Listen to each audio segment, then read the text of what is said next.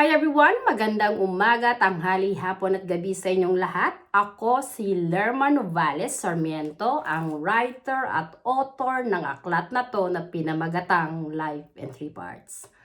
Ang layunin at misyon ng aklat na to ay para magbahagi ng salita ng Diyos, ng Ebanghelyo sa buong mundo, para magpahayag ng katotohanan na templo ng Espiritu Santo ang katawan nating mga tao at ang Espiritu Santo lang ang nag-iisang Holy Name at Holy Father na siyang Diyos na lumalang sa ating mga tao, sa lalaki at babae, ang isang dapat lang nating kilalanin na ating Diyos at Amang Espiritual para maging kaisa tayo ni Jesus sa totoong nag-iisang Iglesia ng Diyos, na maging anak ng Espiritu Santo.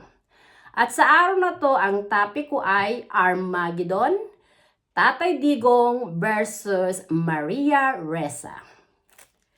Sinabi ni Jesus na suriin nyo ang bawat espiritu kung ito ay nasa panig ng Diyos, sapagkat maraming mga bulaang propeta ang nagkalat na dito sa sanlibutan.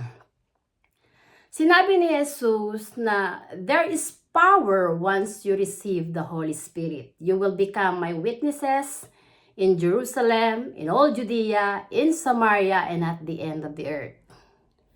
Sinabi ni Jesus na sa huling panahon kung anong magaganap. Sinabi niya na magkakaroon ng labanan ang mga bawat nasyon, ang bawat kaharian, magkakaroon ng mga lindol, ng mga sakuna, ng peste at ng taggutom sa iba't ibang panig ng mundo. At sinabi ni Jesus na huwag mabahala sapagkat ito ay pasimula pa lamang ng paghihirap. Hindi pa ito ang katapusan. At sinabi ni Jesus na mahahayag sa buong mundo ang salita ng Diyos, ang Ebanghelyo ng Diyos, at yun na ang katapusan. Dito sa mundo natin ginagalawan, umiiral ang Espiritu ng Panginoon. Ang Espiritu Santo ay ang siyang lumikha ng langit at lupa, ang lumikha ng tao sa pamamagitan ng kanyang Espiritu. Ang kaluluwa nating mga tao ay Espiritu na nagmula sa Espiritu Santo.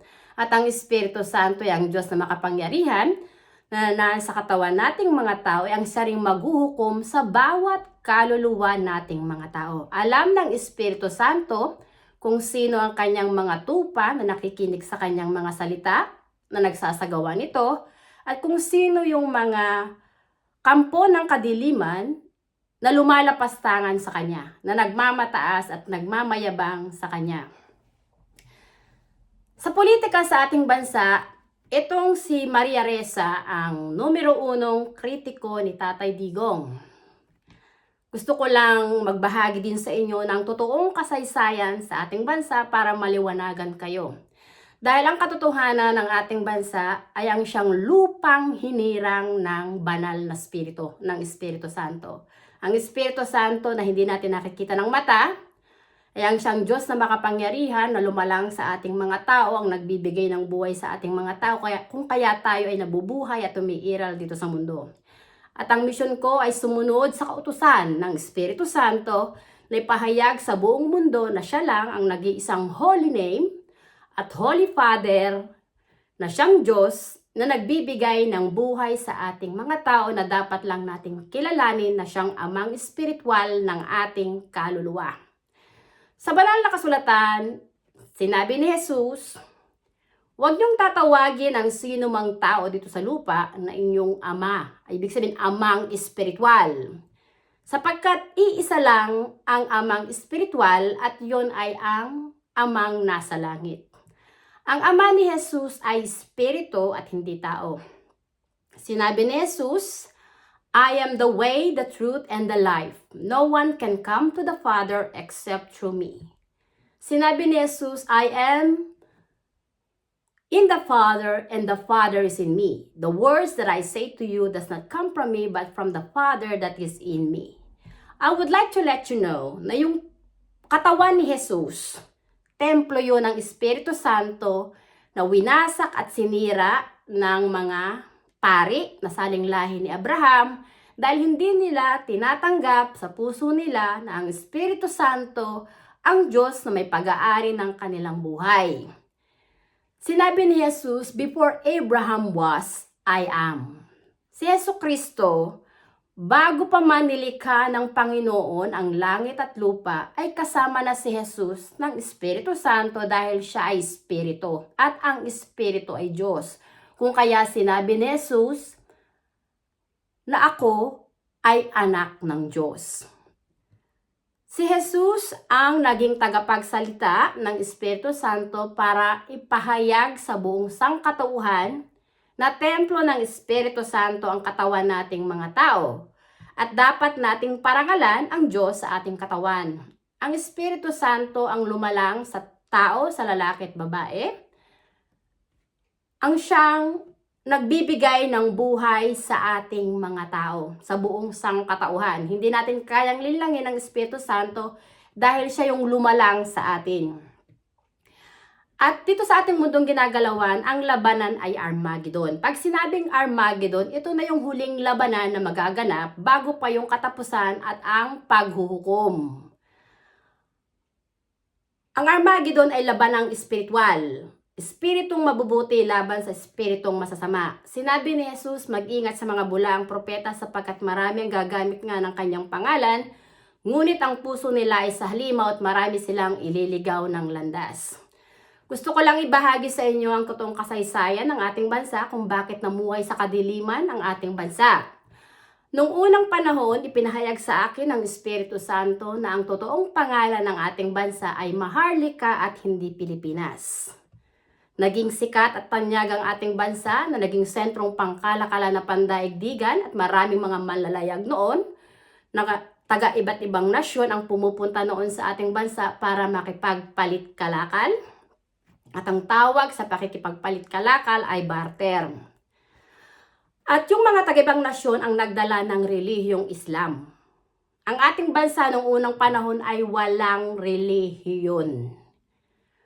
Ipinayag sa akin ng Espiritu Santo dahil ang aking katawan, templo ng Espiritu Santo at siya rin ang tumawag sa akin para gawin ang aklat na to kung kaya nabuo ko itong aklat na to. Para magpahayag ng salita ng Diyos, ng Ebanghelyo sa buong mundo para ipakilala na si Jesus ay Mesiya at bugtong na anak ng Espiritu Santo at ang Espiritu Santo na nananahan sa katawan ni Jesus ay ang siyang amang espiritual at Diyos Ama na nagsugo kay Jesus ay ang siyang nag-iisang Diyos Ama na may pag-aari ng katawan at kaluluwa nating mga tao, na siyang dapat lang nating kilalanin na ating Diyos at Amang Espiritual. Ang ating bansa ay sinakop ng mga Espanyol, gawa ng bulaang propeta na si Ferdinand Magellan, na isang Portugis na utusan ng hari ng Espanya. At si Ferdinand Magellan ang nagdala ng relihiyong Romano-Katoliko noong 1521. Siya ang nagdala ng rebulto ng Santo Niño. At sa banal na kasulatan, ipinagbabawal ng Diyos ang sumambaka sa mga rebulto, santo-santuhan at Diyos-Diyosan. Ang ating bansa ay namuhay sa kadiliman dahil yung relihiyong Romano-Katoliko na dinala ng mga Espanyol ay kulto yon ng demonyong si Satanas. Kung kaya ang ating bansa ay namuhay sa kadiliman at yung mga ninuno natin, yung ating mga bayani, sina Dr. Jose Rizal, Andres Bonifacio, sina Melchora Aquino, sina Antonio Luna na nakipaglaban sa mga Espanyol. Gawa nga ng sinakop ng mga Espanyol ang ating lupa, ang ating bansa. At ang pangalang Maharlika, honestly, ay binurayan ng mga Espanyol, ng hari ng Espanya na si Philip II na siyang protektor ng relihiyon ng Romano-Katoliko. Kung kaya ang pangalang Maharlika ay nabura dahil pinalitan niya ng pangalang Pilipinas na isinunod sa pangalan ng Judas na hari ng Espanya na si Philip II. At sa paglipas ng panahon, ang ating bansa ay sinakop din ng Amerika dahil ang Espanya at ang Amerika ay naglaban noong World War I. Napagkasunduan sa Treaty of Paris, ito alam to ni Tatay Digong, na ang magmamay-ari ng ating bansa ay ang mga Amerikano, kung kaya ipinagbenta ng mga Espanyol ang ating bansa, ang ating lupa sa mga Amerikano, at inalipin din tayo ng mga Amerikano. Ito yung katotohanan na naganap sa kasaysayan.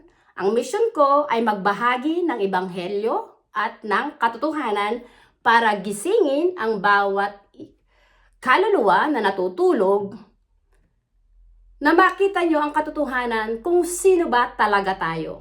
Honestly, si Tatay Digong gusto niyang ibalik ang pangalang Maharlika, at sinabi niya noon nung siya ay Pangulo pa na tama talaga si dating late President Ferdinand Marcos. Kasi si dating late President Ferdinand Marcos, hindi yan nagpapadikta sa mga Roman Catholic leaders at maging sa mga Amerikano na nanakop sa ating bansa. Kung kaya si dating late President Ferdinand Marcos ay napagkaisahan din na patalsikin sa kanyang posisyon at paalisin sa sarili niyang bansa. Honestly, ang mga Roman Catholic leaders ay mga bulaang propeta, mga kampo ng kadiliman, na ang layunin ng mga yan ay linlangin kayo na sumamba sa mga rebulto, santo-santuhan at Diyos-Diyosan. Sa halip na dapat niyong paniwalaan si Jesus, na kilalanin niyo sa puso niyo na ang Espiritu Santo na nananahan sa ating katawan ay ang siyang totoong Diyos at amang espiritual na lumalang sa atin. Yung Papa ng Romano Katoliko, hindi yon ang Holy Father na ipinakilala ni Jesus. Ang ipinakilala ni Jesus na kanyang Ama na siyang Holy ay ang Holy Spirit na nananahan sa kanyang katawan na parati niyang kasama.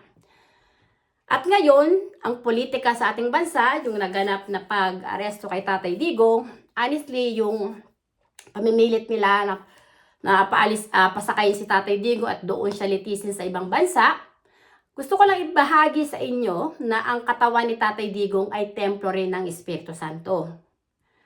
Ang katawan ni Maria Ressa ay templo rin ng Espiritu Santo. At alam ng Espiritu Santo kung sino sa dalawa, kay Tatay Digong at kay Maria Ressa, kung sino ang nasa panig niya at kung sino yung demonyo na nagmamataas at nagmamayabang sa Espiritu Santo. Gusto kong ibahagi sa inyo na yung CEO ng Rappler na si Maria Ressa ay ang numero 1 kumakalaban kay Tatay Digong. Honestly, last month, pinanood ko yung video ng Judas na yan na si Maria Ressa, na pumunta yan sa Vatican at nagsalita doon. Kung panonoodin nyo, yung dito sa YouTube, hanapin nyo yung Maria Ressa sa Vatican.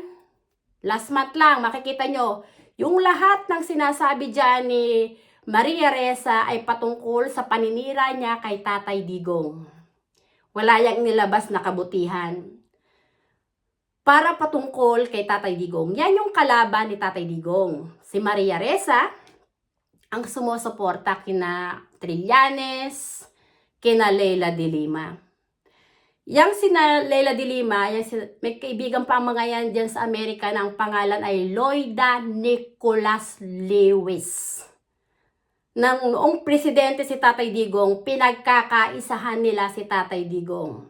Pero mas powerful ang Holy Spirit kaysa sa mga demonyong ito na nagmamataas at nagmamayabang, na feeling nila sila yung mga God dito sa mundo. Honestly, pinagmamayabang nila yung ICC leaders. Pero ang ICC leaders, wala silang power over to us dahil mga tao rin lang sila na binigyan din lang ng buhay ng Espiritu Santo. Ang may hawak ng buhay nila yung Espiritu Santo rin.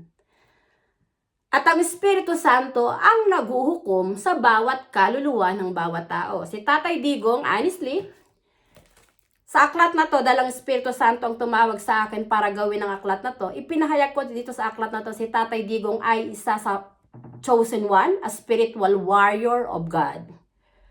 Yung katawan ni Tatay Digong, templo yan ng Holy Spirit. Ang katawan ko ay templo ng Holy Spirit. Ang katawan ni Jesus ay templo ng Holy Spirit.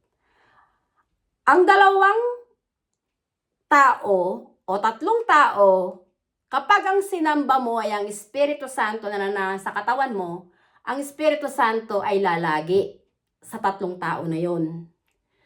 At walang sino mang makakatalo sa kanila dahil ang Espiritu Santo ang gumagabay at nangangalaga sa kanila.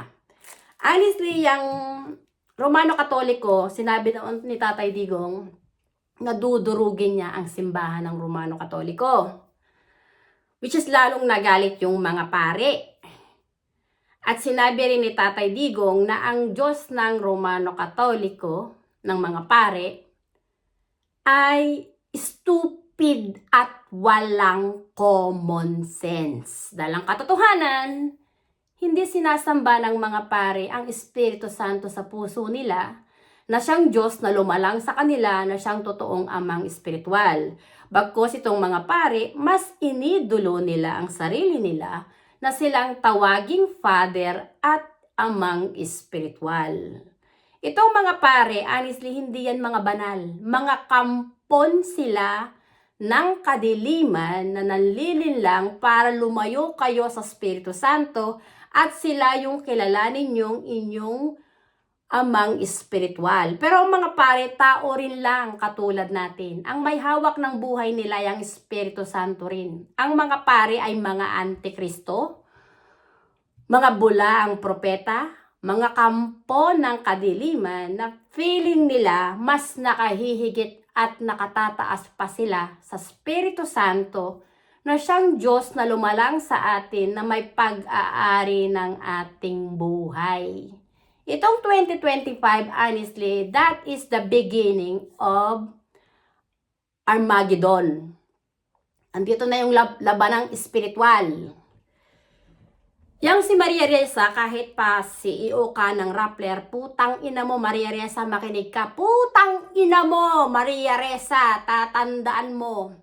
Yang katawan mo, templo rin yan ng Espiritu Santo. Ang may hawak ng buhay mong puta kang tanga ka, dahil tomboy ka namang hudas ka, ang Espiritu Santo. Ang Espiritu Santo ang lumalang sa'yo. Hindi mo pwedeng linlangin ang Espiritu Santo na siyang may pag-aari ng iyong katawan at kaluluwa.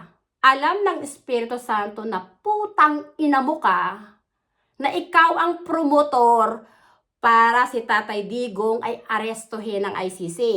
Putang ina ninyo ICC leaders, makinig kayong mga hudas kayo. You don't have power over to us. Dahil ang nag-iisang Diyos ng hustisya at ng katarungan ay ang Espiritu Santo lang.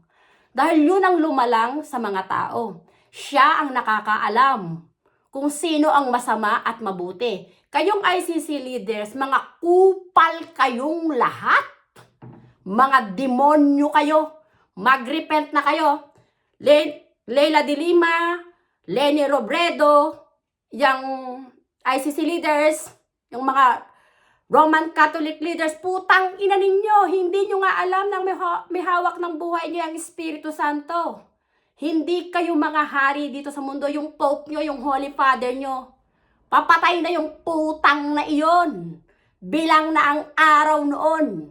Ako, hindi ako natatakot mamatay dito sa mundo dahil ang Holy Spirit, ang Alpha at Omega. Siya yung may hawak ng buhay ko. Kaya ako nagiging matapang at prangka dahil ang Espiritu Santo ang tumawag sa akin para ipakilala na siya lang ang nag-iisang Holy Father na dapat kilalanin ng mga tao. At kailangan na ng mga tao na mag-repent. Magsisi na kayo, tumalikod kayo sa pagsamba sa mga rebolto, santo-santo at Diyos-Diyosan. Huwag niyong iduluhin ng mga pari na inyong spiritual father dahil hindi sila ang may pag-aari ng inyong katawan at kaluluwa, kundi ang Espiritu Santo lang. Ito, sasabihin ko sa inyo, yung putang inang yung Rappler, ginawa nilang fact-checker ang Facebook nung si Tatay Digong ang presidente.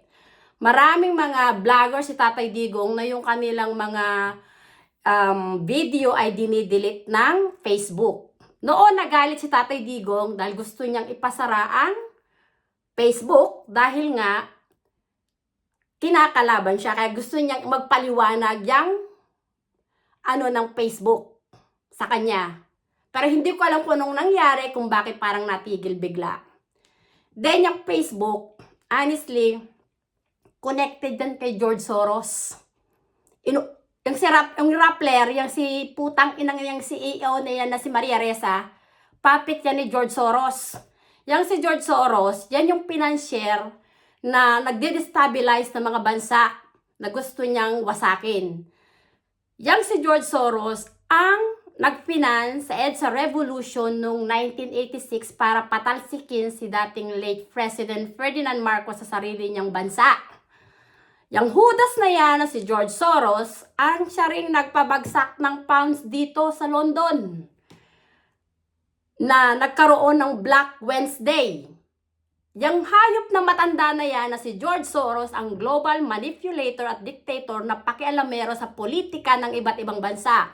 Yung putang ina yan na matanda na yan, meron niyang binuo na Open Society Foundation.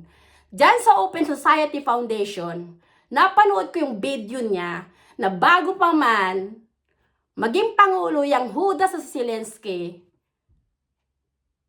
pinatalsik niya muna yung dating pangulo ng Ukraine. Tapos, tinulungan daw kuno ng putang inang matanda na yan. Si Biden, puppet yan ni Soros. Si Trump, hindi yan puppet ni Soros. Si Tatay Digong, hindi yan puppet ni Soros. Si Putin, hindi puppet yan ni Soros. Yang putang inang matanda na yan na nag-iisa na si George Soros, yan ang pinakademonyong global manipulator pagdating sa politika. Yan ang pinakademonyong tao dito sa mundo. Ang pare, ang pope, hindi sila mga banal, mga antikristo sila na nagmamataas at nagmamayabang sa Espiritu Santo. Yang si Maria Ressa, putang ina mo ka, Maria Ressa, dadalawang kasarian lang ang nilikha ng Holy Spirit. Dahil ang katawan nating mga tao, templo ng Espiritu Santo, templo ng Holy Spirit. Dalawang kasarian lang ang nilikha ng Espiritu Santo. Lalaki at babae lang. Ikaw na putang ina mo ka, tomboy ka.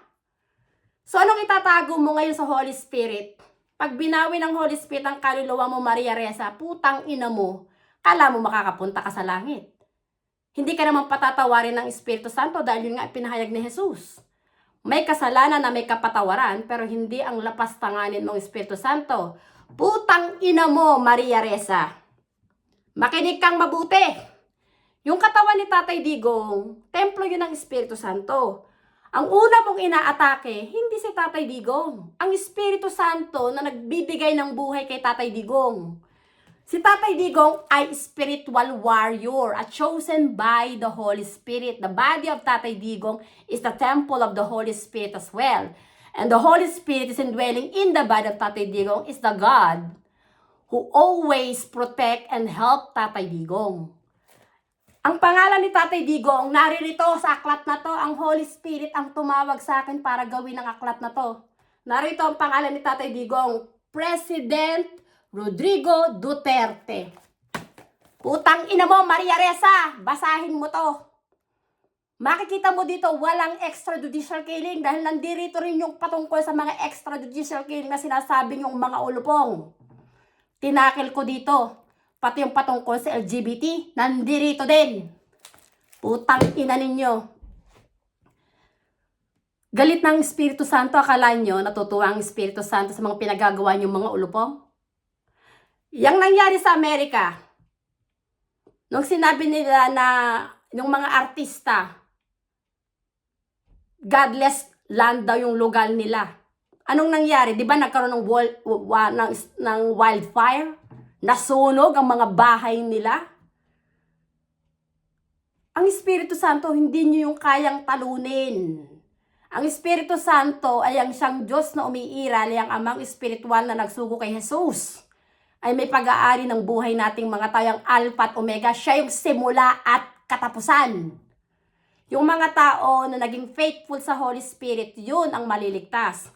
Pero yung mga demonyo na kumakalaban, nagmamataas at nagmamayabang sa Espiritu Santo, kayong lulupigin ng Espiritu Santo. Yung kaluluwa nyo ang pupunta sa impyerno. Magrepent na kayong mga demonyo. Dahil yung relihiyon ng Romano Katoliko, honestly, yung Pope, na si Francis, yan na yung pinakahuling papa ng Romano Katoliko. At yung relihiyon ng Romano Katoliko, madudurog yan. Dudurugin yan ng taong bayan. Dahil mahahayag sa buong mundo ng Espiritu Santo lang ang nag-iisang holy name, Holy Father, na may pag-aari ng katawan at kaluluwa nating mga tao. At ang Holy Spirit lang ang siyang amang espiritual na dapat sambahin at kilalanin. Hindi yung mga pare ng Roman Catholic, hindi ang Papa ng Roman Catholic, hindi ang mga ribolto santo-santuhan ng mga pare, hindi ang rosaryo, yung putang inang Papa ninyo ng Romano Katoliko. Ang sinasamba nyo, si Maria Kanyo, ina ng Diyos, putang ina ninyo.